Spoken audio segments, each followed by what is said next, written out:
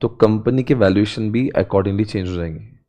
और इररिलेवेंस थ्योरी का मतलब होता है कि अगर डेट इक्विटी की स्ट्रक्चर चेंज होंगे भी ना, फिर भी कंपनी के वैल्यू के ऊपर कुछ भी फर्क नहीं पड़ेगा और ईपीएस के ऊपर भी कोई फर्क नहीं पड़ता। आई रिपीट अगेन, यानी कि कंपनी के पास में कैपिटल स्ट्रक्चर के थ्योरीज में ऐसा लिखा है कि अगर हमारे डेट इक्विटी स्ट्रक्चर चेंज हो जाएंगे तो कुछ थ्योरीज कहती है, यानी कि उसके नाम है, एक तो एनआई थ्योरी कहती है, ट्रेडिशनल अप्रोच कहता है, और मोदी मिलेंगे के अप्रोच विथ टैक्स, ये तीनों थ्योरीज कहती है कि डेट इक्विटी के स्ट्रक्चर चेंज करने की वजह से आपकी ईपीएस के ऊपर फर्क पड़ता है, यानी कि कंपनी के वैल्यूएशंस के ऊपर फर्क पड़ता है। पर कुछ थ्योरीज ऐसे कहेंगी कि यार डेट इक्विटी स्ट्रक्चर चाहे कुछ भी हो जाए, डेट इक्विटी स्ट्रक्चर चाहे कुछ भी हो जाए, आपके वैल्यूएशंस के ऊपर, शेयर होल्डर के ईपीएस के ऊपर कोई भी फर्क नहीं पड़ता, इसलिए उसका नाम ही इररिलेवेंस है। इसलिए ऐसे दो थ्योरी हमारे पास में, एक है एनओआई अप्रोच और एक है मोदी मिलेंगे विदाउट टैक्स अप्रोच। ऊपर था विद टैक्स, ये है विदाउट टैक्स अप्रोच। अब हमें जानना पड़ेगा कि थ्योरीज क्या कहती है, तो इसलिए हमारे ठीक उसके पहले के ऊपर यहाँ पे अलग अलग थ्योरीज को हमने एक्सप्लेन किया 250 में। यहाँ पे एक तो सबसे पहले अप्रोच है निया अप्रोच, क्या बोलते हैं इसको, एनआईए अप्रोच, एनआईए अप्रोच, और ये रिलेवेंस थ्योरी है। रिलेवेंस थ्योरी का मतलब यहाँ पे इसको रिलेवेंस क्यों कहते हैं, इसको ध्यान से समझे। अक्सर क्या होता है, के महंगा होता है, केडी सस्ता होता है अक्सर। क्यों? अगर मान लो आपके पास में 10% से आपने शेयर मार्केट से पैसे उठाया, और यहाँ पे भी अगर आपने डिबेंचर 10% से उठाया, तो डिबेंचर चाहकर भी 10 का 10 नहीं रहेगा, बिकॉज उसका इंटरेस्ट जो है वो पीएनएल के डेबिट में आता है।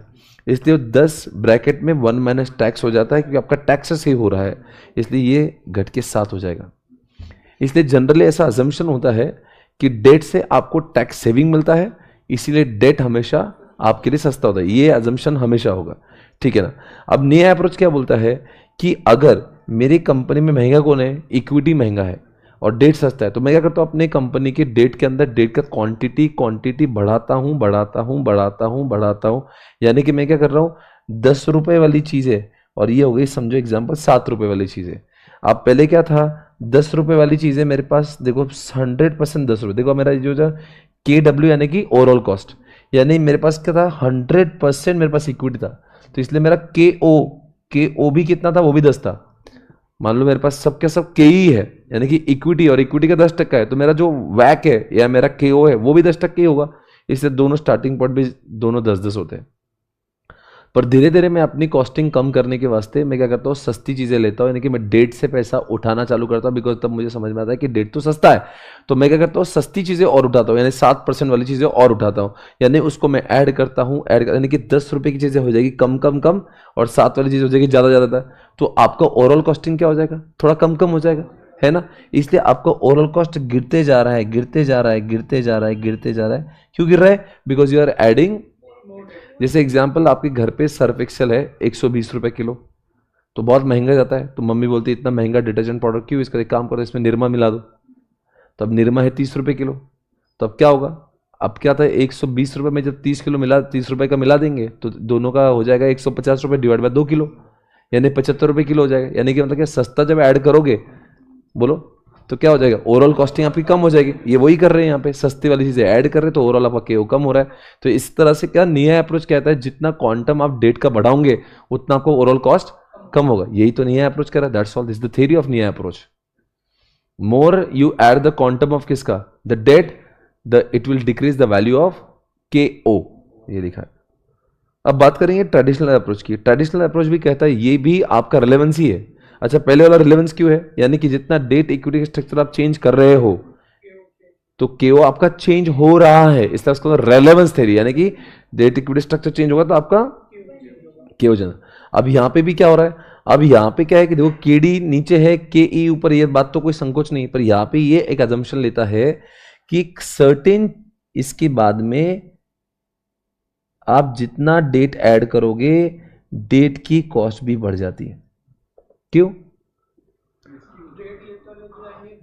क्या होता है कंपनी में, जब डेट की क्वांटिटी बढ़ रही है ना, तो आपने इसके पहले क्या देखा था, when you add the more component of debt what happens, that KO should decrease. पर यहां पे तो उल्टा हो रहा है, केओ बढ़ रहा है।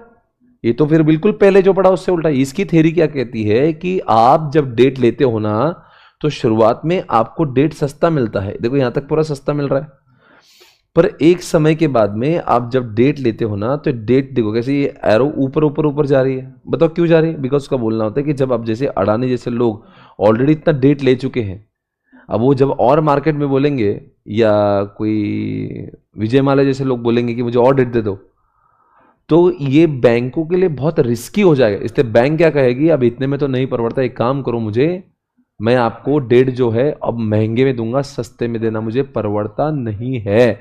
इसलिए क्या करेंगे आपसे, बोलो, ज्यादा। तो इसलिए देखो इस सीमा के बाद में आप देख रहे होंगे यहाँ पे, इसके बाद में आपका इंटरेस्ट रेट बढ़ना चालू हो गया।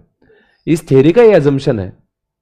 प्रीवियस थ्योरी बोलते थे ऐसा कुछ अजम्पशन नहीं है, वो बोलता है ऐसा कुछ भी करो तभी आपका डेट का इंटरेस्ट सेम ही रहेगा। ये बोलता है एक समय के बाद में आपका डेट का जो भाव है, जो बैंक आपको जिस इंटरेस्ट पे देती है, वो बढ़ाती है, बिकॉज उनको आपकी कंपनी बहुत रिस्की लगने लग जाती है।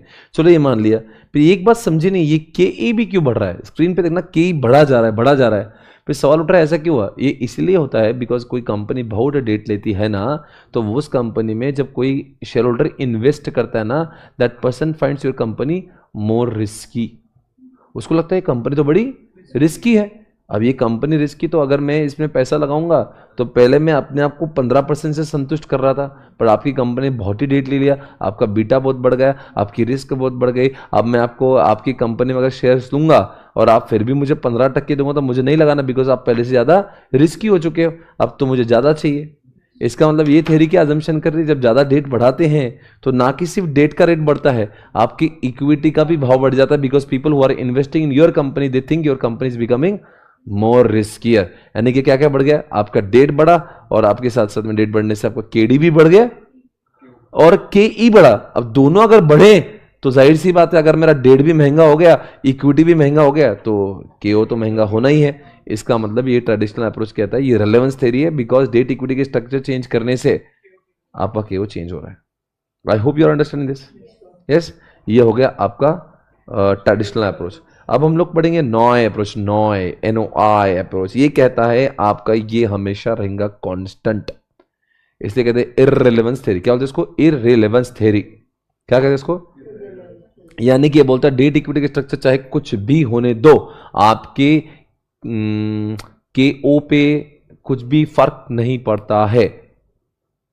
के ओ पे कुछ भी फर्क, तो बताओ बच्चों क्या लिख रहा है, इधर देखो। वो क्या बोलता है, आपने अगर डेट का कंपोनेंट बढ़ा दिया, क्या बढ़ा है, तो क्या होगा, डेट तो सस्ता है, तो आपका के ओ नीचे जाना चाहिए। हाँ, पर नीचे ले गया क्या? क्यों नहीं गया मालूम है? वो बोलता है जितना आप डेट बढ़ा रहे हो उतनी सस्ती चीजें आपकी ऑर्गेनाइजेशन, बिकॉज ये तो 7 रुपए वाला है ना, पर ये कितने वाला था? 10 रुपए वाला था। तो पहले क्या था, ये जो था ना, ये आपका 10 रुपए था, अब वो 10 नहीं रहा, वो हो गया 15 रुपीज। क्या हो गया? 15 के। बताओ के क्यों बढ़ा जा रहा है? इस थ्योरी का एजम्पशन ऐसा है कि कोई कंपनी डेट ले रही है तो भले ही डेट का भाव नहीं बढ़ रहा है, बैंक भले ही इंटरेस्ट रेट उतना ही रखेगी, पर क्या हुआ, कंपनी ने इतना डेट ले लिया, इतना डेट ले लिया कि company is becoming more risky. इसलिए the people who are investing in your company they find your company more risky, then what happens, your K goes up. तो बताओ क्या फायदा हुआ? आपने जितना ऐड किया डेट, तो डेट से क्या हुआ, आपको सस्ती चीजें मिली, तो आपका एक्चुअली केओ नीचे जाना था, पर जितना केओ नीचे जा रहा था उतना ही केई का भाव बढ़ गया, तो वापस थोड़ा नीचे आ तो वापस ऊपर आ गया। तो यानी कि आपका केओ इज कांस्टेंट, बिकॉज जितना फायदा डेट के इंटरेस्ट रेट कम होने से हुआ, उतना ही नुकसान केई के भाव बढ़ने से हो गया। यानी फायदा किस में हुआ? डेट में हुआ, और नुकसान किस में हुआ? तो जहां के वहीं आ गए, इसलिए वहां का केओ इज कांस्टेंट। सर डब्ल्यू क्यों लिखते हैं? वैक, यानी कि average cost, overall cost, W weighted average cost of capital. और ओ क्यों लिखते हैं? Overall cost. तो ओ भी और डब्ल्यू दोनों सेम ही होता है, के ओ और के डब्ल्यू सेम ही होता है। तो ये रेलेवेंस थ्योरी क्या? रेलेवेंस थ्योरी, इसका नाम क्या? नॉय। क्या है? नॉय। नॉय थ्योरी कहते हैं, क्या कहता है? Irrespective of debt equity structure your cost will remain same. आगे बढ़ जाते हैं। अब मैं आपको पढ़ा रहा हूं MM अप्रोच। क्या पढ़ाऊंगा? MM approach. MM अप्रोच के 2 बच्चे हैं, एक है टैक्स वाला, एक है नोटा। इसके ठीक प्रीवियस पेज पे जाएंगे। यहां पे देखो, मैं आपको MM में ले जाता हूं। देखो ये वो लोग हैं जिन्होंने MM को बनाया। हाँ, MM कहता है, देखो यहां पे मैंने उसके बारे में कुछ लिखा है generally KD is lower than the के, जनरली बिकॉज यहाँ पे टैक्स बेनिफिट मिलता है। तो के कितना है 10% और केडी कितना है 60%। यहाँ पे क्या लिखा है, when we add more proportion of debt, क्योंकि वो डेट सस्ता मिलता है, then we will get more capital at the, hence KO KW must be what, reduce, but it is not like that in the above diagram. It seems KO is constant throughout because when we add more debt proportion, investor finds company more risky, and that's why expectation of shareholder increases maybe 13-14% from 10%. बराबर है? We are getting the advantage of more debt but suffering equal loss due to increased K. बराबर है? उतना फायदा इधर हुआ, उतना नुकसान उधर हुआ। Hence KO impact, hence there is no impact on KO irrespective of debt equity structure। Sir आप कहेंगे ये तो नॉय जैसा ही है, तो नॉय की डायग्राम और इसकी डायग्राम हमेशा सेम ही होती है। फिर आप बोलेंगे नॉय है तो फिर इसने क्या अलग बताया, ये इसका जो जलवा बताएगा, अब जलवा बताएगा, ध्यान से देखना क्या फर्क है। ये क्या बोलता है, MM अप्रोच यानी कि मोदी मिलेंगे अप्रोच, उसके दो बच्चे हैं, एक नो टैक्स, ये पहले आया था ना, ये 1950 के ज़माने में आया था, और एक 1963 में आया टैक्स वाला। तो पहले नो टैक्स में क्या बोला, आपकी लेवरेज जो कंपनी होती है वो हमेशा अनलीवर्ड है, levered is equal to unlevered. Levered यानी वो कंपनी होती है जिसमें होता है डेट, और अनलीवर्ड वो कंपनी होती है जिसमें नहीं होता है debt. Levered is the company having, unlevered is the company having no debt. एक में डेट है, एक में नो डेट है। आपको समझ आ रहा है?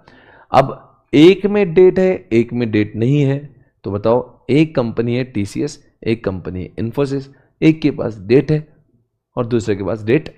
कंपनी एक जैसा ही है, दोनों भी IT में है, दोनों के भी लगभग सब कुछ सेम है, फिर भी अगर उनकी प्राइस कम ज़्यादा होगी तो लोग क्या करेंगे, आर्बिट्राज करेंगे। आर्बिट्राज का मतलब है, जैसे एग्जांपल, मेरे घर के बाजू में एक प्लॉट है और मेरे पास अभी एक प्लॉट है। मान लीजिए ये जगह है मेरी 10 लाख रुपीस की, और बाजू में एग्जैक्ट इसकी इसी जगह है 5 लाख रुपए में। आप क्या करोगे? इधर का बेचूंगा, उधर ले लूंगा, 10 की बेचूंगा, 5 की ले लूंगा। अगर जगह सेम है, सब सेम है, तो मैं 5 लाख रुपए का आर्बिट्राज मार लूंगा। समझ गए? इसको कहते हैं आर्बिट्राज। समझा आर्बिट्राज में क्या होता है? बहुत लोग ऐसा है, जैसे मान लो इन्फोसिस और TCS की वैल्यू जो है उसमें डिफरेंसेस है, तो व्हाट विल यू डू, अगर दोनों के दोनों कंपनी, फॉर एग्जांपल ये TCS है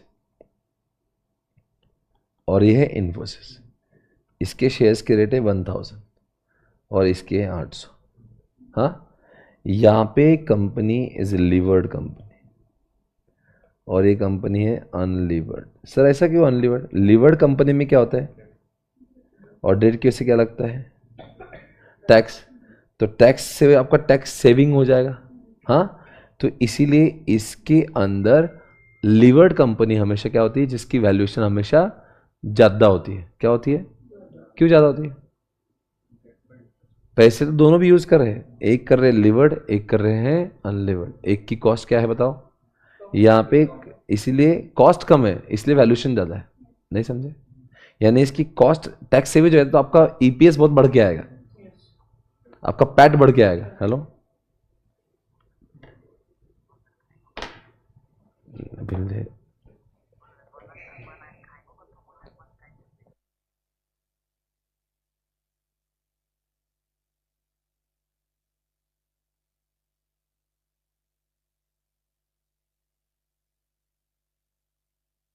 ओके तो अब क्या हो ना, ये उसको बेचे। अब ये क्या हो रहा है, सुनो, यहाँ पे तो कंपनी ने पूरा के पूरा क्या लिया है, ये पूरा के पूरा इक्विटी है, और यहाँ पे क्या डेट है। हालांकि दोनों के दोनों क्या है, दोनों दोनों IT कंपनी, दोनों का सब कुछ मान लो सेम है, इनफैक्ट दोनों का EBIT भी सेम है, पर इसकी वैल्यूएशन क्यों ज्यादा आ रही है? फिर आगे क्या हुआ, MM बोला कि डेट इक्विटी स्ट्रक्चर से कुछ फर्क नहीं पड़ता, वो तो इररिलेवेंस है। पर आपको तो दिख रहा है सर, इररिलेवेंस का तो रिलेवेंस हो गया, इसका वैल्यू तो 1000 हो गया, इसका 800 है, कहाँ वैल्यूएशन सेम है? वो बोलता है शॉर्ट रन में दोनों की वैल्यू डिफरेंट है, लॉन्ग रन में दोनों की वैल्यू सेम हो जाएगी। अब क्या करेंगे लोग बताओ? आपको TCS आप बाय करोगे या सेल करोगे? क्यों? अब ये 1000 रुपये का एक शेयर मैं बेचूंगा और मैं 800 रुपये का शेयर ले लूंगा और 200 रुपये में मजे करूंगा, ऐसे ही करूंगा। तो क्या हो जाएगा, अगर सब लोग इसको सेल करेंगे और इसको बाय बाय करेंगे, इधर सेल करेंगे, इसको बाय बाय करेंगे, तो इसका डिमांड बढ़ेगा। तो ये डिमांड बढ़े तो ये आ जाएगा 900 रुपये पे, इसका डिमांड घटेगा बिकॉज सब लोग, तो एक दिन तो ऐसे ही में हो जाएगा। तो ये है एमएम अप्रोच। वो क्या बोलता है, in the longer run levered and unlevered company will always show the same thing. कह दो ना, समझ आया मैं क्या बोल रहा था? कोई शक सवाल आपको? अरे बोलो, कुछ प्रॉब्लम है? No problem, sure about this? Okay, इधर देखो मेरे पास।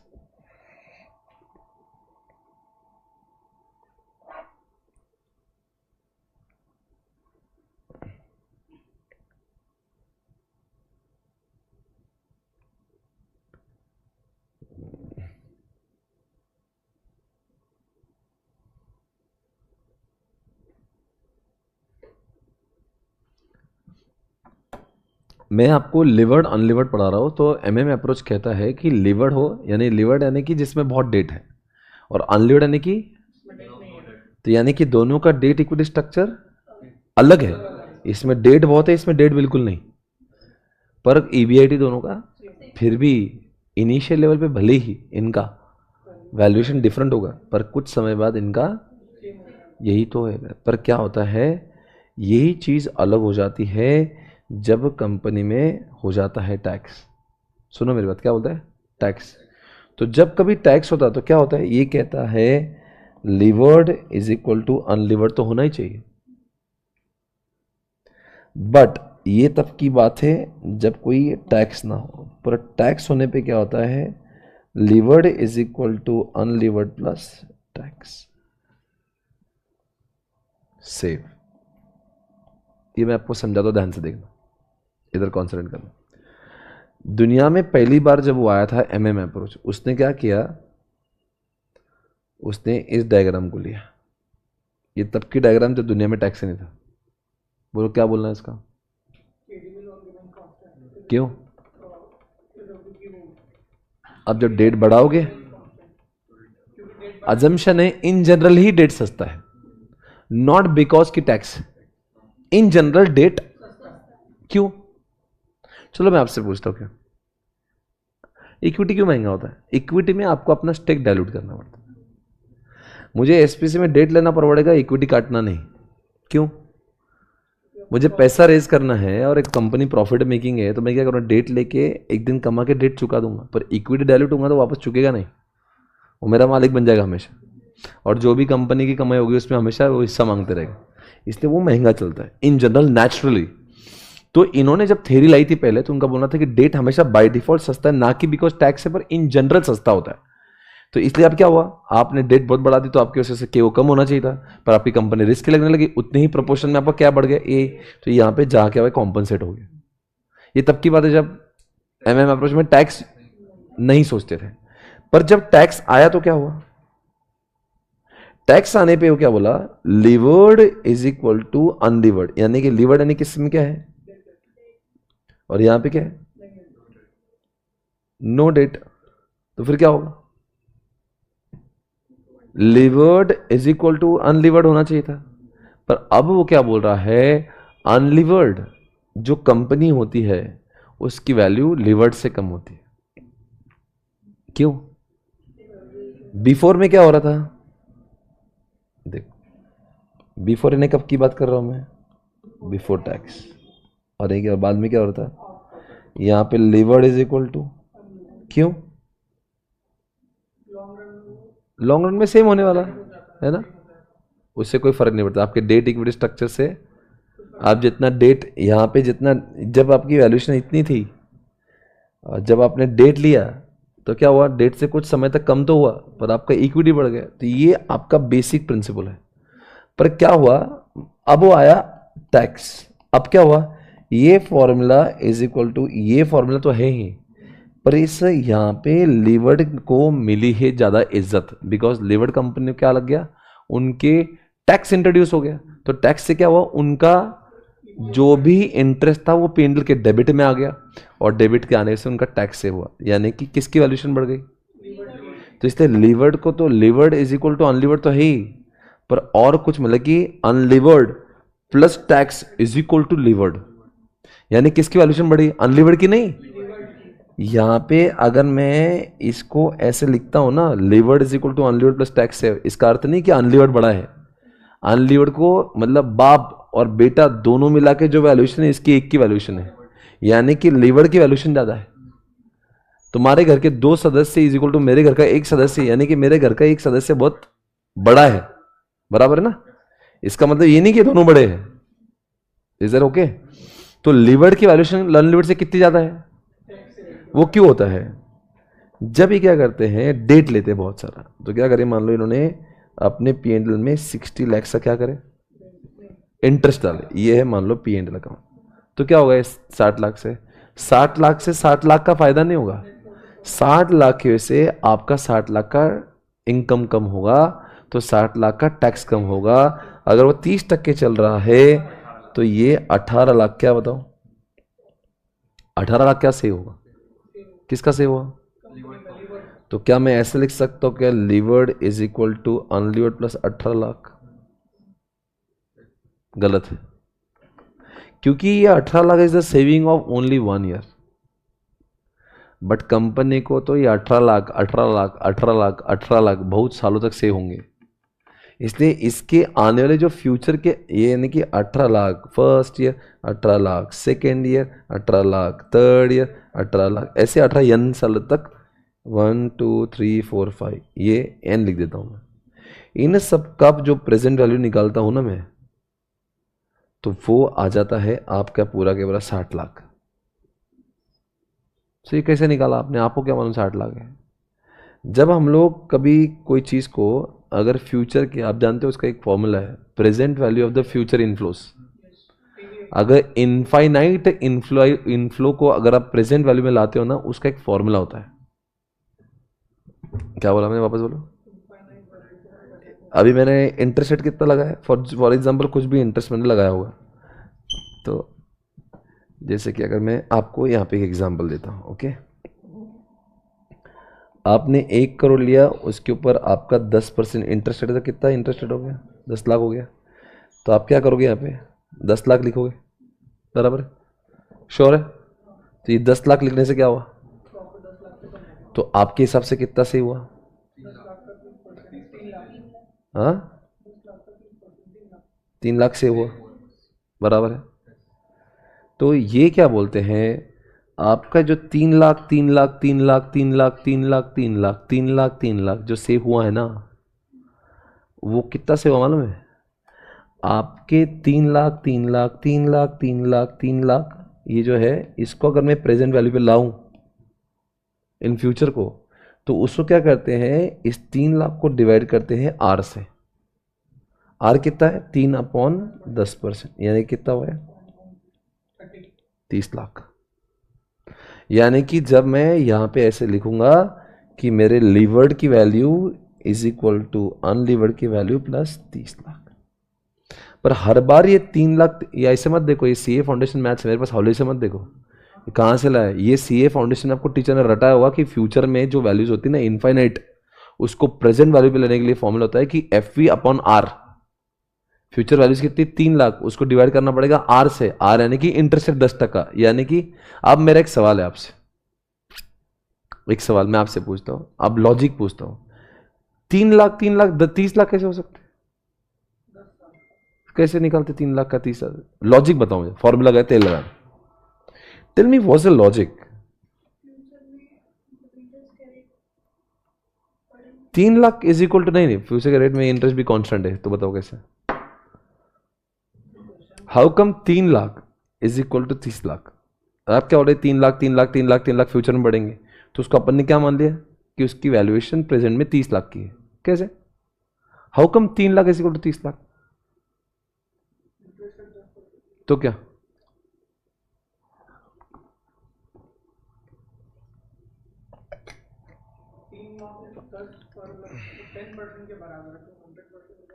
है? उसका ऐसा मतलब होता है कि कोई चीज की वजह से मुझे हर साल 3 लाख रुपए बच रहे हैं, तो अगर सच में कोई चीज़ मुझे 3 लाख ला के दे रही है, तो सोचो एक काम करता हूँ, मैं एक बैंक को बोलता हूँ, हे बैंक मुझे हर साल 3 लाख रुपए ला के दे। बैंक क्या बोलेगी, हर साल 3 लाख चाहिए क्या, 10% इंटरेस्ट है। तो एक काम करता, तो 30 लाख बैंक में रख, तो 30 लाख रुपए, तो इसके ऊपर क्या दूंगा मुझे हर साल 3 लाख रुपए दूंगा। यानी 3 लाख रुपए कमाने के लिए कितना प्रिंसिपल अमाउंट रखना पड़ता है। तो अगर मैं ये कंपनी के 3-3 लाख बचाने के बदले अगर इसकी मार्केट वैल्यू निकाल, 3 लाख की market value equal to 30 lakh है।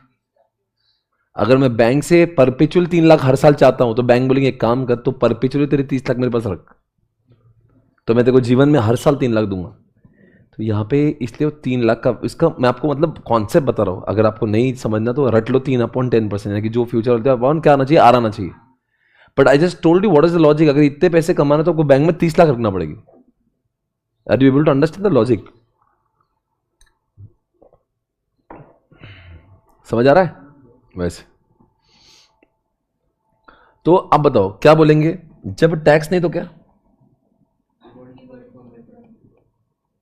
लीवर्ड इज इक्वल टू, और जब टैक्स होगा तो levered is equal to unlevered तो होगा ही, प्लस टैक्स से हो जाएगा।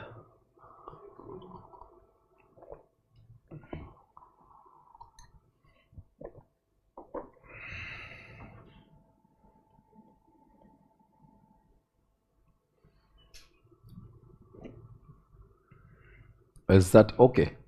क्लियर है? Levered is equal to unlevered plus tax, यहां पे लीवर्ड। अब इसमें दो चीजें, अब मैं आपको पढ़ाऊंगा आर्बिट्राज। क्या पढ़ाऊंगा? इसका एक क्वेश्चन है जो बड़ा बहुत ही ऑसम लगता है मुझे, मैं समझाता हूँ इसको, ये वही क्वेश्चन है, बेस्ट है। हाँ, ये जो क्वेश्चन है ना, ध्यान से ना, बड़ा मजा आएगा आपको पढ़ के। There are two companies NNM, कितनी कंपनीज है, एक है N एक है M, हैविंग सेम EBIT। भाई ये तो कॉन्सेप्ट ही है ना, कैपिटल स्ट्रक्चर का क्वेश्चन ही सेम EBIT से होगा। वो बोलते हैं कंपनी का वेरिएबल कॉस्ट और फिक्स कॉस्ट सेम ही है, क्या बदलाव है, आपका कैपिटल स्ट्रक्चर, यानी कि आपका इंटरेस्ट ही चेंज होना है। तो EBIT 20-20 दोनों का 20-20 लिख दिया ना 20-20।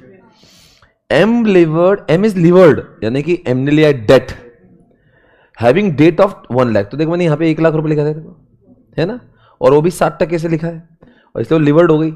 इसके पास कोई भी डेट नहीं है, इसलिए अनलीवर्ड है। बराबर है? कौन? N is unlevered. वो बोल रहा है द कॉस्ट ऑफ इक्विटी 10% है और इधर 11.5। 10 कौन है? N इज 10% और M कितना है? 11.5%। Did you understand this? Compute how arbitrage process will be carried on. इधर देखो, अब मुझे बताओ आपके हिसाब से आप किसको बाय करोगे और किसको सेल करोगे? एक काम करते हैं, इसकी वैल्यू निकालते। ओके, इधर देखो ना मेरे पास, इधर देखो, ये 20,000 EBIT है, माइनस इंटरेस्ट करेंगे, इंटरेस्ट तो 0 है, तो EBIT भी उतनी, और मान रहे कि टैक्स है किस क्वेश्चन में, तो टैक्स में तो EBIT ये जो बन गया आपका पैट, EBIT बन गया, क्योंकि इंटरेस्ट भी नहीं टैक्स भी नहीं। तो अब ये जाएगा शेयर होल्डर को, शेयर होल्डर बोलता है मुझे फीलिंग आ रहा 10% मिलने का।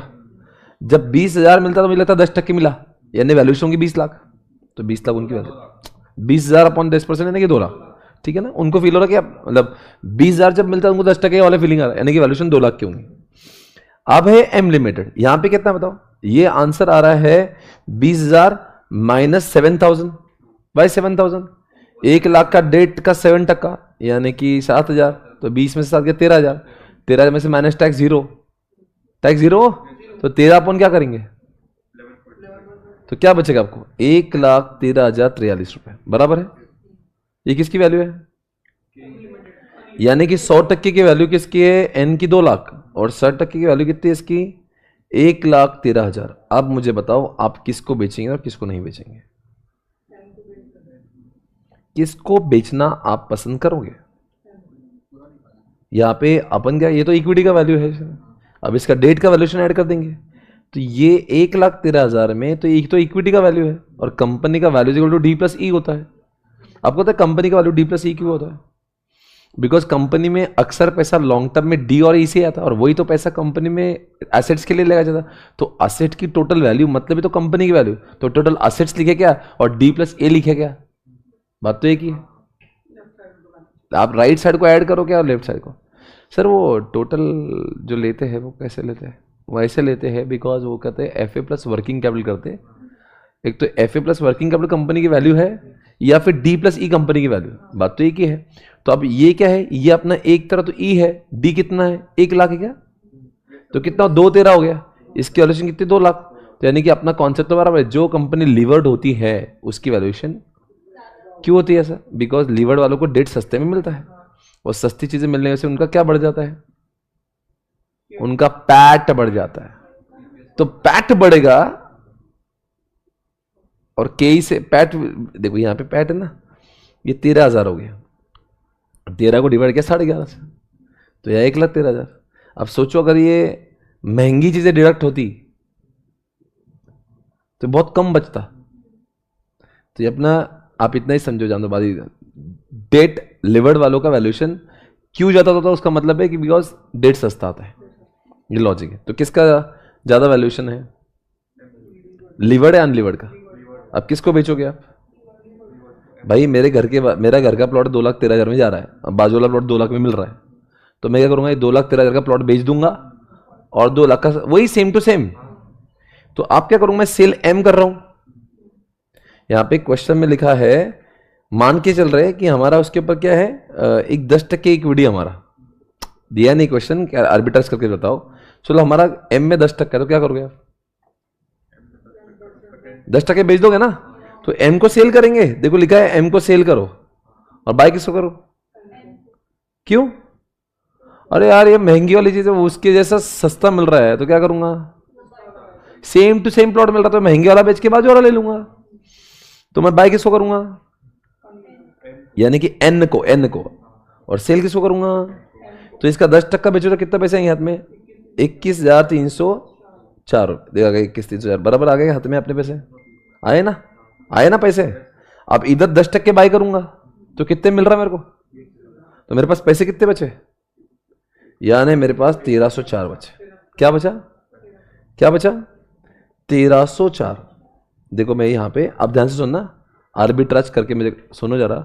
आर्बिट्राज का मतलब होता है कि मुझे कुछ फायदा होना चाहिए, ये सब कांड करके, मतलब मैं हेरा फेरी जो करना इसको बेच रहा हूँ बाजू, तो क्या मिला मेरे को, 10% तो जमीन मिली, पर 1,304 रुपये मेरे हाथ में भी आ गए। हाँ अभी ध्यान सुनना भाई, इसके बाद में बहुत क्रिटिकल है, ये इससे ज्यादा भयंकर कुछ नहीं जो मैं बोलने जा रहा हूं। तो आपका फायदा कितना हुआ, कहां से है 13,000, 10% ले लिया, हाथ में 13,000 बचे हुए। तो मैं कह रहा कुछ प्लस लिखा है कुछ माइनस लिखा है, मेरे को देखना आर्बिट्राज से मुझे कितना पैसा मिला एग्जैक्टली, मुझे पता मैंने किसको बेचा। तो अब एम में से क्या मुझे आएगा और क्या नहीं आएगा, कुछ चीजें मेरे को नहीं आएगा जो पहले आ रही थी। तो पहले मुझे कितना पैसा आ सकता था, 20,000 में से 7,000 रुपए इंटरेस्ट गए थे, यानी कि 13,000 रुपए शेयर होल्डर के लिए बचे थे। अरे 13,000 शेयर, तो 13,000 का 10% कितना था, 1,300 रुपए मुझे डिविडेंड आ सकता था, जो अब नहीं आएगा बिकॉज मैंने उसको बेच डाला। तो 1,300 का लॉस हो गया मेरा, तो 1,300 मैंने लॉस में लिखे, देखो यहाँ पे 20,000 मैंने 7,000 10%, यानी कि 1,300 रुपए। ओके 1,300 का लॉस है, देखो नेगेटिव के नीचे लिखा है, एक नेगेटिव एक पॉजिटिव है, तो 1,300 मेरा लॉस हुआ कि नहीं हुआ, पर मैं बाजू वाली कंपनी में जा रहा हूं, तो अब इसके से मेरा फायदा होगा। क्या फायदा होगा, इसका कितना पैसा बच रहा है हाथ में, 20,000 का 10%, 2,000 रुपए मिलेंगे, देखो 2,000 प्लस में आ गए। पर इधर एक चीज है जो आपको ध्यान से सुनना है, अभी ध्यान से इधर देखना। अब ये जो है ना, ये सबसे ज्यादा डिफिकल्टी, ये समझ रहे नहीं, ये 700 रुपए का माइनस कैसे हो गया। अब सुनो इधर, कंपैरिजन हमेशा एप्पल टू एप्पल का होता है। आपको यहां रिस्क थी, यहां रिस्क नहीं है। एम से एन को कंपेयर करोगे तो दोनों को एप्पल एप्पल करना पड़ेगा। यहां पे आपका डेट कितना है, 1 लाख का, यानी कंपनी बर्बाद हुई होती ना तो आपको अपने घर से 10% डालना पड़ता हो, नहीं था, वापस बोलता हूं, कम आपको नहीं शेयर होल्डर है, तो डेटर्स ने अगर तुमको सिक्योर्ड लोन दिया होगा तो क्या मतलब है, कल चल के अगर तुम्हारी कंपनी ने परफॉर्म नहीं किया तो तुमको खुद की पर्सनल लाइबिलिटी में 10,000 डालना पड़ता, बिकॉज तुम 10% के मालिक हो। तो शेयर होल्डर क्या बोलता है, ए भाई तेरी कंपनी मर गई, 10,000 तू ला। अब ये m को n जैसा करने के लिए क्या करना पड़ेगा? आपको 10,000 रुपए डेट से उठाना पड़ेंगे। सर यहां तो 1 लाख था, 1 लाख क्यों नहीं भाई? 1 लाख में आपकी जिम्मेदारी केवल 10% की थी।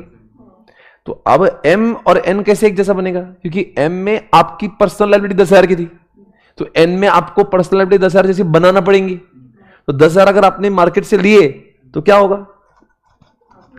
तो उसके ऊपर भी तो कुछ आपको 7% का इंटरेस्ट लगेगा, तो इसलिए 700 रुपए का लॉस होगा। तो इसलिए 700 रुपए का लॉस यहां लगे। भाई ये बहुत काम की चीज है, ये बहुत भयंकर चीज है। ये आपको समझ में तब आएगा जब आप समझोगे कंपैरिजन हमेशा 2 एप्पल का हो सकता है, एप्पल और मैंगो का नहीं हो सकता।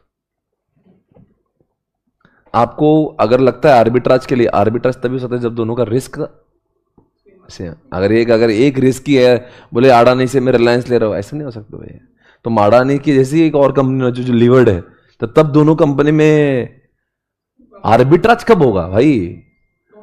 दोनों इक्वल हो गया। अब तुम एक महिंद्रा बेच रहे हो और दूसरा ले रहे हो इन्फोसिस, तो बोले आर्बिट्राज कर रखे, मजाक लगा। आर्बिट्राज जैसे एक ऑटो में और एक इन्फो आईटी में कैसे आर्बिट्राज मानेंगे? वो तो प्योर ट्रेडिंग हो गया। आर्बिट्राज किसको बोलते हैं? आप जिससे निकल रहे हो, जिसके बाद जा रहे हो, दोनों का इक्वल रिस्क है, दोनों का रिस्क। हाँ, तो अभी क्या कर रहा है? इसका रिस्क का इक्वल बनाने के लिए हमने पर्सनल लायबिलिटी क्रिएट कर दी। तो बताओ इसमें 700 रुपए गए, तो बताओ प्लस कितने हुए? 1304 और 2000, यानी 3304 रुपए प्लस हो गया। और आपका माइनस कितना हुआ? 1300 माइनस और 700 माइनस, 2000 माइनस हुआ। यानी इतना कार्यक्रम करके हमारा कितना फायदा हुआ? यानी आर्बिट्राज करने से हमें 1304 का फायदा हुआ। प्लस के कॉलम में 3304 और माइनस के कॉलम में हो गए 2000, यानी आपको मिल रहा 1304। तो बोले ना आर्बिट्राज से कितना फायदा हुआ? तो 1304 का फायदा हुआ। डोंट से 2004 का फायदा हुआ। आप सुन लेना, एक चीज आ रही है ऑल्टरनेटिव। अभी आपने क्या किया था? अरे क्या किया था आपने? पैसा कितना मिला था आपको? यहां पे ऑप्शन था, इसको बोलते हैं फुल स्पेंड।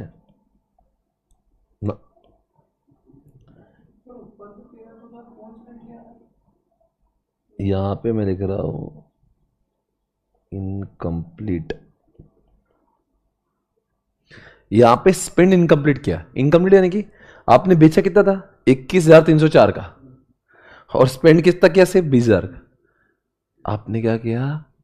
21,304 में क्या किया कि मेरा यहाँ पे प्लॉट 1,000 स्क्वायर फीट का था ना, तो मैं बाजू में भी 1,000 स्क्वायर फीट का लूंगा, और जो बचेगा पैसा मैं अपने पॉकेट करूंगा। ऑप्शन नंबर 2 क्या है? मैं जितना भी पूरा के पूरा पैसा आया, मैं उतनी ही जमीन खरीद लूंगा पूरे पैसों से। पहले में क्या किया? स्क्वायर फीट मैच किया आपने और पैसा बचा है। अब क्या? अब ऑप्शन क्या है? Full spend. बोलो मैं क्या बोल रहा हूं? Full spend. क्यों फुल स्पेंड यानी कि अभी मैं 21,304 पूरा के पूरा सामने डिप्लॉय करूंगा। अब 10% बाय नहीं करूंगा मैं, तो आपके बार मेरे को क्या मिलेगा? स्टेक ज्यादा मिलेगा। तो देखो क्या मिलेगा, देखो 21,304 मिले ना मेरे को। किसको बेचा मैंने? लिवर्ड को। लिवर्ड की वैल्यूएशन कितनी थी? 2 लाख कुछ तो थी ना वो। उसका 10% कितना है? 21,304। तो सामने वाली कंपनी की वैल्यूएशन कितनी? 2 लाख। तो 2 लाख का कितना परसेंट मिलेगा मुझे? 10.652। इसके पहले वाले में क्या ऑप्शन लिया था आपने? 10% बाय कर ले, और 1304 बचाए थे। यहाँ पे बोले मेरे को बचाना कुछ नहीं। तो बताओ क्या मेरा आर्बिट्राज की वजह से आपको? आपका स्टिक। तो आप देखो प्लस और माइनस क्या हो रहा है। इधर देखो ध्यान से, आपको आपका क्या प्लस हुआ और क्या माइनस हुआ। इधर देखो भैया, पहली बात तो आपको कुछ परसेंटेज 0.652% का स्टेक ज्यादा मिला। अब बताओ आपने किसको बेचा? तो आपको क्या नहीं मिल रहा है? यानी कि 20,000 में से जो 7,000 गए, तो कितने बचे? 13,000 का 10% आपको नहीं मिल रहा। अब नहीं मिल रहा, यानी कि 1,300 का लॉस हो गया। तो देखो नेगेटिव में 1,300 आए होंगे, आए। अब बताओ मैं कहां जा रहा हूं? दूसरे वाले में जा रहा हूं। तो वहां पे तो कितना प्रॉफिट है उनका? प्रॉफिट कितना है? 20,000 प्रॉफिट है उसका। आपको अब 10% नहीं, 10 पॉइंट कितना ना, मल्टीप्लाई करो। 20,000 मल्टीप्लाइड बाय 10.6 कुछ तो है ना। हाँ, तो कितना पैसा मिल रहा है वहां से? ये देखो 2,130 का तो प्लस मिल गया, बराबर है। पर बताओ आपको पुरानी वाली का नहीं, मुझे बोलना है आपको क्या है कि आपको दोनों की रिस्क कॉमन करना है। दोनों के रिस्क का कॉमन करना है। क्योंकि आप आर्बिट्राज कर रहे हो। तो आपको पुराने में आपके ऊपर कितने का डेट था इंडिविजुअल लेवल पे? 1 लाख रुपए कंपनी का था, पर आपके माथे पे 10,000 की लाइबिलिटी थी, तो इधर भी वो क्रिएट करना पड़ेगी। तो अगर ये 10,000 की लाइबिलिटी में इधर क्रिएट करूंगा तो 60% से 700 रुपए जाएंगे हाथ से, तो 700 रुपए मेरा घाटा होगा, तो इसलिए माइनस में लिखा 700 रुपए, बराबर है। तो बताओ कितना हो रहा है? यानी कि 2,000 माइनस हो रहा है और प्लस कितना हो रहा है, यानी कितना प्रॉफिट हुआ और प्लस कितना स्टेक मिला, यानी मुझे 130 रुपए पैसों में प्रॉफिट हुआ और 0.652 मेरा स्टेक ऐड हुआ। और पहले वाला ऑप्शन क्या था? स्टेक कुछ नहीं मिला, पर मुझे पैसे मिले थे कितने? 1,304 रुपए मिला। दोनों इसमें पैसे कम मिले पर स्टेक मिला, पहले वाले में स्टेक नहीं मिला पर पैसे ज्यादा मिले। पर दोनों भी केस में students can use any of the two methods. कौन सी मेथड्स है वो? एक तो फुल स्पेंड और तो इनकम्प्लीट स्पेंड। इनकम्प्लीट में क्या होता है? वो स्टेक मैच करता है, 10% इधर 10% उधर। कंप्लीट स्पेंड में बोलता है 10% मैं पूरा का पूरा घुसेड़ दूंगा। सर कैसा सॉल्व करें एग्जामिनेशन में? भाई दोनों भी तरीके से सॉल्व करेंगे, अलाउड है। समझा आपको कॉन्सेप्ट क्या है? Did you understand that what is the concept? बड़ा अच्छा कॉन्सेप्ट है ये, वैसे आई लाइक दिस कॉन्सेप्ट। चलो एक क्वेश्चन करेंगे, question number 7। Okay, following data is available in respect to two companies having same business risk. अरे भाई बिजनेस रिस्क ईबीआईटी, तो इनको ये क्वेश्चन का बनाने का बेसिक रिक्वायरमेंट है कि दोनों का ईबीआईटी सेम होना चाहिए, क्योंकि उनको वेरिएबल कॉस्ट और फिक्स्ड ऑपरेशनल कॉस्ट को खेलना नहीं है। वो क्या बोलता है? तुम्हारा सब सेम है, तुम्हारा सिर्फ डेट इक्विटी स्ट्रक्चर चेंज है, यानी कि तुम्हारा ईबीआईटी की बात की चीजें चेंज है, बाकी सब तो। अब बताओ लिवर्ड कंपनी में क्या होता है? डेट है 1 लाख का, इक्विटी 1 लाख का। अनलिवर्ड में डेट नहीं, यानी कि यहाँ पर डेट नहीं होगा, वैसे उसका नाम ही अनलिवर्ड है, और इक्विटी। और कैपिटल एम्प्लॉयड कितना है? 2 लाख रुपए। ईबीआईटी कितना? 30,000। के कितना? 12,500। एंड इन्वेस्टर्स होल्डिंग कितना? पहले क्वेश्चन में कितना था? हमने 10% अज्यूम किया था, यहाँ पे 15%। Calculate an increase annual earning the investor switches, मतलब आपको निकालना है आर्बिट्राज से कितना फायदा हुआ फ्रॉम लिवर्ड टू अनलिवर्ड। बच्चों यही तो प्रॉब्लम हुआ ना इस क्वेश्चन का, कहां से कहां जा रहा है? तो सही जा रहा है या गलत जा रहा है? तो सही जा रहा ना? ओके, अब बताओ ईबीआईटी 30,000 लिख दूं? अरे बोलो, लिवर्ड का इंटरेस्ट कितना माइनस होगा? क्योंकि उसने कितना लिया था? 1 लाख, तो 10 इधर क्यों नहीं गया? था ही नहीं, तो इधर 20 बचा, इधर 30 बचा। टैक्स तो है ही नहीं, तो 20-30 बचा। अब इसका के ही कितना है? 12.5। तो कितना पैसा आ रहा है? 160, 240। पर कंपनी की वैल्यू के लिए डी प्लस ई करना पड़ता है, तो डी ऐड करना पड़ेगा 1 लाख से, तो 260 आ जाएगा, 240 आ जाएगा। अब बताओ किसको बेचोगे आप? तो 260 का कितना परसेंट बेचोगे? 15% बेचोगे ना? तो करो 15% बेचो। अजम्पशन क्या लिया है? Deploy all money in levered. देखो हमने है ना फुल अमाउंट, यानी कि पूरा का पूरा पैसा घुसेड़ देंगे। अपने हाथ में पैसे कितने हैं? तो देखो 39,000 बराबर है। अब सामने वाले कंपनी में 39 से कितना स्टेक मिलेगा? 39,000 अपॉन 2,40,000 करो तो कितना मिल रहा है? देखो आपको कितना मिलेगा? 16 बराबर। देखो 16.25 सामने वाले। अब कितना स्टेक बढ़ के आ गया अपने पास में? यानी कि आपको स्टेक तो मिल ही रहा, कितना देखो स्टेक गेन। अब देखना पड़ेगा प्लस माइनस क्या हुआ। बताओ क्या प्लस हो रहा है? आपको कुछ का छूटेगा, कुछ का पकड़ेगा। तो आप मुझे बताओ आप कहां से कहां जा रहे हो? आप अनलिवर्ड में कितना टक्के बाय कर रहे हो? तो वहां पे कितना था? ये 240 था वैल्यू था, सॉरी ये पैट कितना है? 30,000 ना। तो 30,000 का कितना परसेंटेज मिलेगा डिविडेंड? 30,000 का कितना है? 16.25 कितना? तो आपको 4875 प्लस में दिखेगा, दिख रहा है क्या? देखो प्लस में क्यों आया? प्लस में और कितना स्टेक प्लस में आया? 1.25 स्टेक प्लस में है। अब आपका नुकसान हुआ बिकॉज पुरानी वाली को छोड़ दिया आपने। पुरानी वाली का पैट कितना था? तो 20 का कितना परसेंट आपको मिल सकता था जो नहीं मिल रहा है? तो वो 20,000 का 15%, 3,000 का नुकसान हो गया आपका। तो देखो 3,000 का लॉस दिख रहा होगा, दिख रहा है। पर आपको अब बताना है दोस्तों, ये जब आप कहां से कहां जा रहे हो, तो अनलिवर्ड में आपको उतनी लाइबिलिटी क्रिएट करना पड़ेगी। तो यहां पे आपकी लाइबिलिटी जो थी ये 1 लाख की 15% थी, 15,000 का 10%, 1,500 उतनी लाइबिलिटी इधर क्रिएट करना पड़ेगी, तो 1,500 रुपये और माइनस होंगे। आगे बताओ नेट गेन कितना है, वो जो भी आएगा नेट गेन 375 आ रहा है, यानी इतना सब कार्यक्रम करके उनको दो फायदे हुए, उनको 1.25% मिला भी।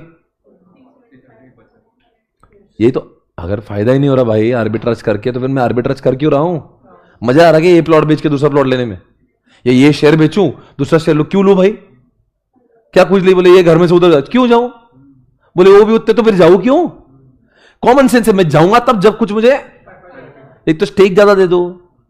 कुछ लोग होते हैं ना वो बोलते यार नए घर में जाते हैं, उधर का उतने पैसे में तुझे घर बड़ा मिलेगा, इधर 2 BHK उधर 3, तो अपन वो लालच से अगर उतने ही पैसे में हो रहा है तो चलो मेरे को पैसा नहीं बचता जब, पर घर तो बड़ा मिलेगा, तो ये वैसा है।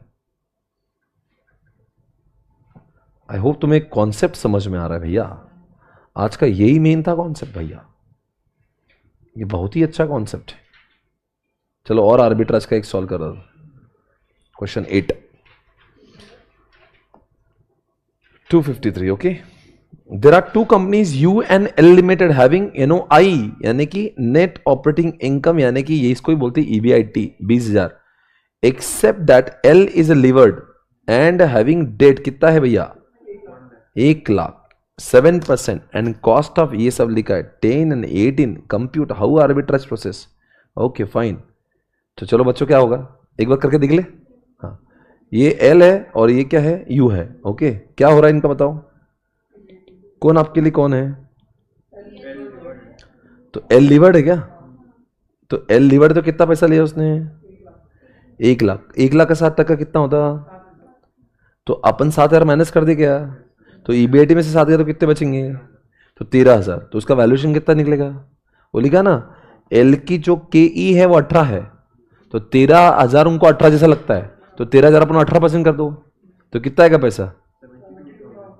आपको समझाना मतलब आर्बिट्राज करने के लिए कंपनी का वैल्यू निकालना जरूरी होता है, तो अपने वैल्यू। अब बताओ इसका वैल्यूएशन निकालना तो आसान, इसमें इंटरेस्ट भी नहीं है, तो 20 में से कुछ भी नहीं गया, तो 20 पूरा बचा है, तो 20 में से क्या माइनस होगा, 20 में से क्या डिवाइड होगा 10, तो बचेगा 2 लाख वैल्यू। तो अब बताओ इनकी वैल्यू कितनी है, इनकी वैल्यू सिर्फ ये इसकी वैल्यूएशन कितनी आई रे? हाँ वो है ना, ये क्वेश्चन इसलिए हटके क्वेश्चन है, हट गए, ये ऐसे ने चूल मचे इस क्वेश्चन में, आपके साथ में पहली बार हो रहा है जहां पे किसकी वैल्यूएशन ज्यादा आ रही है। हाँ, ऐसा होता क्या, पर ऐसे को बोलना है ऐसा हुआ तो क्या, तब देखो ये आपको इसके वैल्यूएशन पे कुछ प्रॉब्लम है क्या? 13,000 को डिवाइड बाय 18% से करो 72, और आपने डेट का पैसा मिलाएगा 1 लाख, तो ये बराबर है ना 1,72,000। अब आपके हिसाब से तो सर ये तो लीवर्ड की वैल्यूएशन कैसे कम आई, ये तो ज्यादा आना चाहिए, मतलब डेट लेके भी इतना टैक्स सेविंग करके भी हमारे वैल्यूएशन का आ रही तो मेरा मतलब है। अब बताओ आप तो अनलिवर्ड को बेच के लिवर्ड में जाओगे, अक्सर हम लोग कहाँ जा रहे थे, अब कहां से कहा जाएंगे? हाँ बेस्ट है। अब बताओ किसको बेचेंगे, कितना तक का है अपने इसमें, कहाँ लिखा है? अजम्पशन ले लो, अजम्पशन ले लो, अजम्पशन ले लो ना, 10% बेचा, तो अब 2 लाख का 10% बेचोगे तो आपके हाथ में कितने पैसे है? अब इधर 20,000 डालना है आपको, तो अभी अजम्पशन क्या करेंगे, उधर 10% ले लो, तो कितने में आएगा 10% उधर का? 17,222 है ना। अब ध्यान से देखना उसमें कैसे जाएंगे पैसे, कैसे जाएंगे पैसे?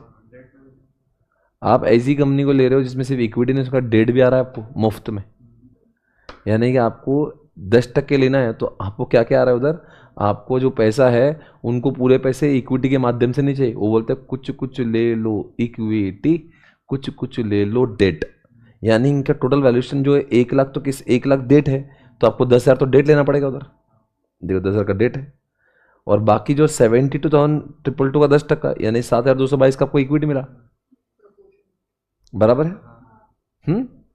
तो अब क्या हुआ आपके पास में, क्या प्लस और क्या माइनस, ध्यान से देखना, बड़ा क्रिटिकल चल रहा है।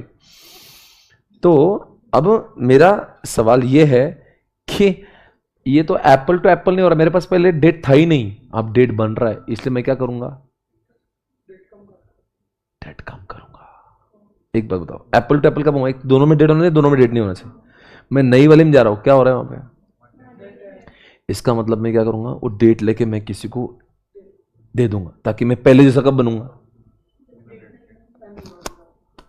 एग्जाम्पल, मैंने डेट दिया आपकी बार, तो मुझे डेट लेना पड़ेगा।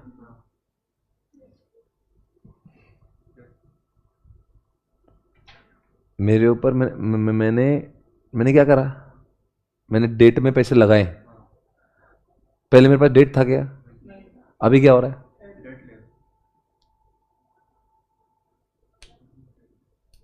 एज एन इंडिविजुअल क्या हुआ मेरे पास? पहले मेरे पास डेट, अभी डेट भी नहीं है, पर डेट दिया मैंने किसको? डेट मैंने दिया। तो अभी एक एक चीज देखते, प्लस माइनस क्या हुआ, ध्यान से देखना, हो जाएगा, क्लियर है। अब बताओ मुझे, आपने बेचा किसको? यू को बेचा। यू का कितना था प्रॉफिट? 20 का कितना टक्का आपको नहीं मिलेगा? तो आपका 20,000 का नुकसान हुआ। 20,000 का 10%, हाँ 2,000, तो 2,000 लिख देंगे नुकसान की कॉलम में, बराबर 2,000। हाँ, क्या प्रॉफिट हो रहा उधर जाके? अब उधर क्या बच रहा है? 13,000 बच रहा है ना, तो 13 का 10% आपको मिल रहा है, तो 1,300 का उधर से मिलेगा, तो 1,300 लिख दिया यहाँ पे, बराबर है। पर आप ध्यान से देखना, पर अब जो उधर मैं डेट दिया हूं, डेट जो दिया है मैंने पैसे, उसका क्या मिलेगा? पैसा मिलेगा। तो कितना? 10,000 का 7%, यानी कि 700 मिलेगा। तो देखो 700 मिलेगा, हाँ। अब देखो ना कितना मजा आ रहा है। क्या हुआ बताओ? अब बताओ क्या हुआ? फायदा हुआ, नुकसान हुआ, क्या हो रहा है? ये कुछ हुआ है क्या? ये देखो नेट गेन दिख रहा है यहाँ पे, ये कहां से है? कैसा है? कितना क्या है बताओ? आपने उधर कितने पैसे में लिया था इसको, और उधर कितने में लिया? तो कितने पैसे बचे आपको? ये बच गया, ये पैसा आपके में कैश गेन रह गया ना, तो आपके इसमें नेट गेन हुआ, बराबर है। अब देखो, this is the special question where the value of unlevered is more than the levered, that is we will sell unlevered to buy levered. समझ आ रहा है क्या? क्या नहीं आ रहा है? क्या क्या फायदा और क्या नुकसान हुआ? नए में जा रहे हैं उसका फायदा होता है, जो पुराने में जा रहे हैं उसका नुकसान, जो मतलब पुराना अब मिलेगा नहीं, तो उसका जो मिलने वाला था अब नहीं मिलेगा, वो लॉस, और जो मिल रहा है वो आएगा गेन में।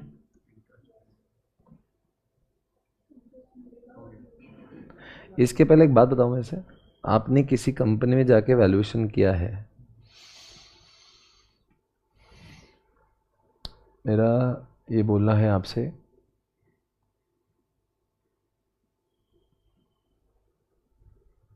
मेरे को एक समझाना था, इसके पहले हम लोग कुछ तो कर रहे थे और हमारे ऊपर वो लाइबिलिटी क्रिएट हो रही थी, क्योंकि पहले हमारे ऊपर बर्डन था, तो नए में बर्डन नहीं, हमने बर्डन करवा के लिया अपनी मांग पे। नहीं समझा? इसके पहले वाले क्वेश्चन में तो हमारे क्या था, हम अनलिवर्ड से लिवर्ड में जा रहे थे, बराबर है, क्योंकि अनलिवर्ड में डेट, फिर लिवर्ड में डेट, तो क्या कर रहे थे हम लोग? तो सेम बनाने के लिए हम लोग उसको कुछ तो और पैसा डेट का ले रहे थे, क्योंकि हम लोग लिवर्ड से अनलिवर्ड में जा रहे थे ना। हाँ सॉरी, हम लोग लिवर्ड से अनलिवर्ड में जा रहे थे। हाँ, इसके प्रीवियस क्वेश्चन में बोल रहा हूं, तो लिवर्ड से हम लोग किस में आते हैं? अनलिवर्ड में, क्योंकि लिवर्ड में क्या था और अनलिवर्ड में, तो फिर हमने वो डेट चढ़ा के लिया अपने बॉडी पे। इस क्वेश्चन में क्या है? डेट ही नहीं था अपने पास, फिर क्या हुआ? तो डेट नहीं था और अगले क्वेश्चन में भी डेट नहीं चाहिए अपने, तो क्या किया फिर हमने? ये वाले में क्या है? हाँ, तो डेट नहीं था, अपन डेट में जा रहे हैं, अर्थात इस क्वेश्चन में हमारे पास में हम कहां से कहा जा रहे हैं? हम यहां से जा रहे हैं ना, यहां गए, तो अनलिवर्ड में क्या हुआ? डेट नहीं है, और कहां जा रहे हैं? जहां डेट है, तो फिर क्या हो रहा है?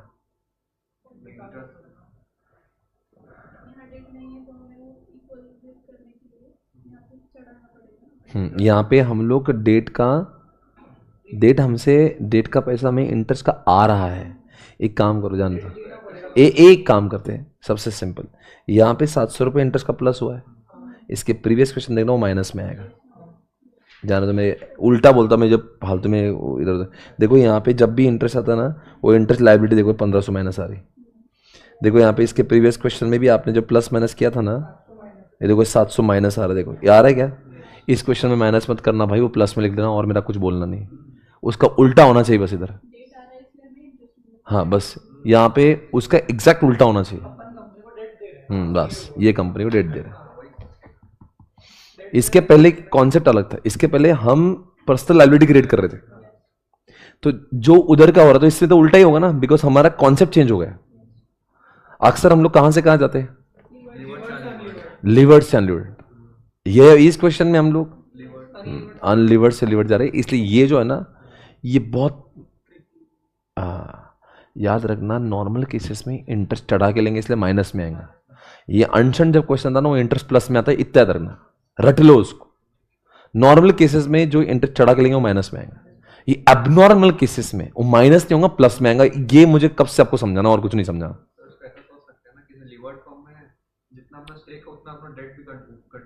तो उसमें इंटरेस्ट जो कमा सकते थे तो वो नहीं कमा रहे, इसलिए माइनस कर रहे हैं।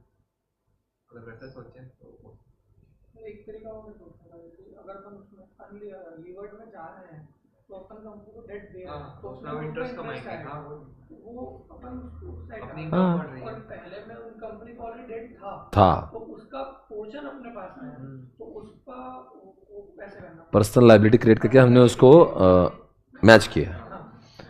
ठीक है, I hope you understood guys, that was important, this was an important question again. ठीक है, सो आज का लेक्चर समाप्त करेंगे दोस्तों। तो 6 वैरायटी के क्वेश्चन है, अब याद रखो। एक वैल्यू, बीईपी लिख देता हूं, आपने लिखा था ना आज, देखो ये वाले क्वेश्चंस।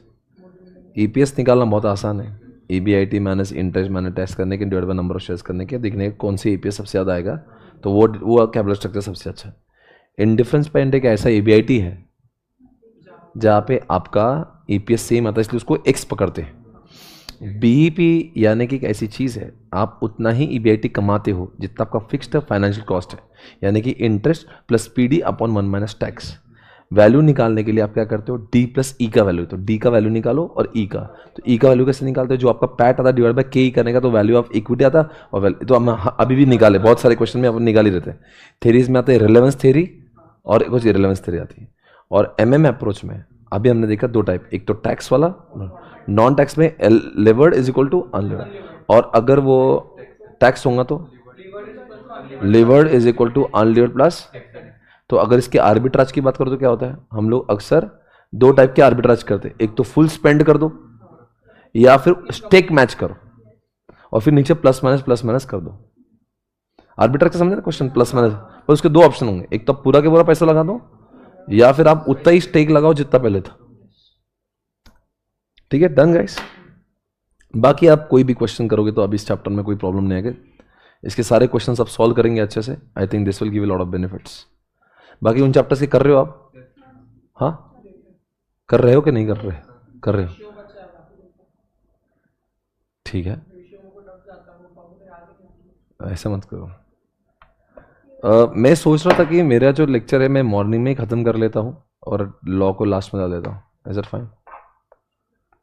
मेरे लिए आसान हो जाएगा बहुत।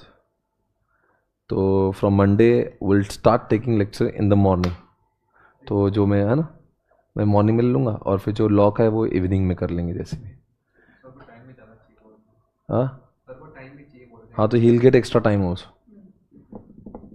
तो what I do is I start in the morning 10:30 from Monday. तो मेरा 10:30 से 11:30 बजे हो गया एक बार का, फिर बाद में तुम चलने दो आराम से।